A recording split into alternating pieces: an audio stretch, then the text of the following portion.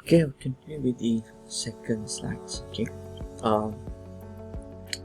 The operational feasibility. We have to be positive that the proposed system will be used effectively. Okay, after it has been developed. Now, developing a new system requires resources, requires huge amount of money, okay, and involve many people. So we have to make sure that the product that we're going to develop will be benefit to the organization. Okay, not only nice on paper, but when we implement it doesn't work. So that's why we have to define clearly what are the problems, and knowing the problem will enable us to provide or to suggest for solution. If we identify the wrong problems, we're not able to solve the problem. Problem will be there. Okay.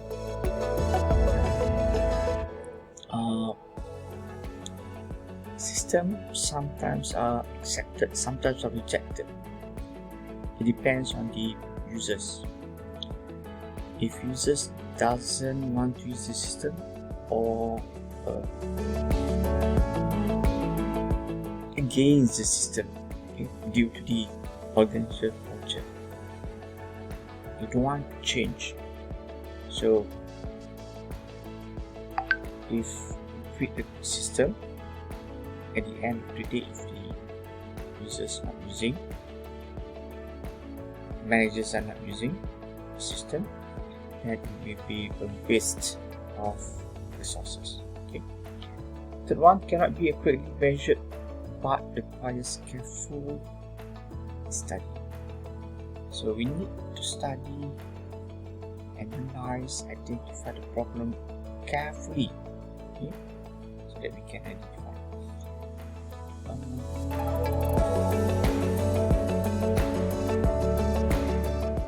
The following are the questions that can help to predict system of operational feasibility. Is the project supported by the management and users? Now, if the management at the earlier stage they seem to support, but when we conducted the study, we could sense that they are not supporting. One example, for example, we need to buy new equipment. Okay, suddenly the management said we don't have money, we don't have allocation to buy the software. So we can make conclusion here that management are not supporting. From users' point of view, when we interact with users, users seems to reject or seems to not giving good cooperation. Okay, when we ask something, they try to hide, they try to avoid giving the answer. So we said they are not supporting. Will the system result in workforce reduction? Let's say if the new system, when it is implemented, it will reduce number of staff. What do you think the employees' reaction when they know that the system that we're going to implement will have negative impact on them? Okay. Next, do legal and ethical issues need to be considered? Of course, when we develop a system, we have to make sure it is compliant with the legal in force. For example,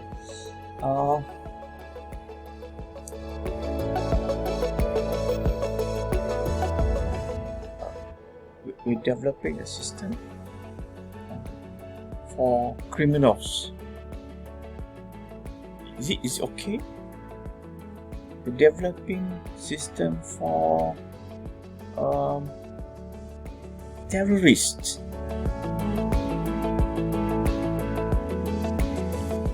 Another issue, we're developing Bitcoin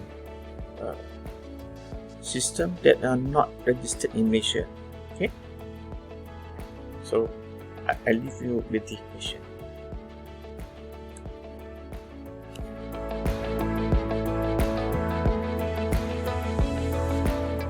Next is economic feasibility.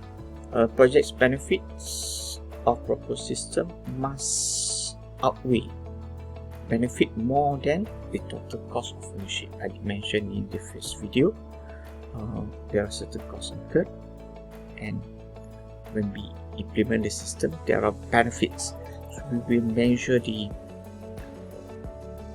benefit against the cost. The determination of total cost of ownership requires cost analysis. We need to include people. People here refers to IT staff, users. Okay, they need to be quantified. How much of system analysis time used for the system development. Users in terms of training, how much training are required, how much in terms of workshop required. Okay, then hardware and equipment, how much of what are the new hardwares and equipment needed, and when we acquire it, we will have to pay, and it is a cost to the nation. Then the software. Okay, we believe that as technology advances, the software becomes sophisticated, and we need to pay for that. Informal and formal training, so relate to users. Licenses and fees. Normally, when we use any software or any model, we need to pay the subscription. Subscription may be yearly, maybe monthly. Okay, and if we didn't pay, the owner of the license will retract back permission to use the system, or they just allow us to use basic features in the system. Okay, and then consulting fees. From time to time, there will be consulting fees. Maybe they come to update, come to make some changes to the user interface. Maybe we request for additional reports, so they will do for based on our request, but we have to pay the facility cost. Facility cost means that maybe we need new server, new hardware, but we don't have to buy. Actually, we have an option to rent. Okay? Meaning that we sign an agreement, maybe we use it for 2 years, and we paying certain amount of fees.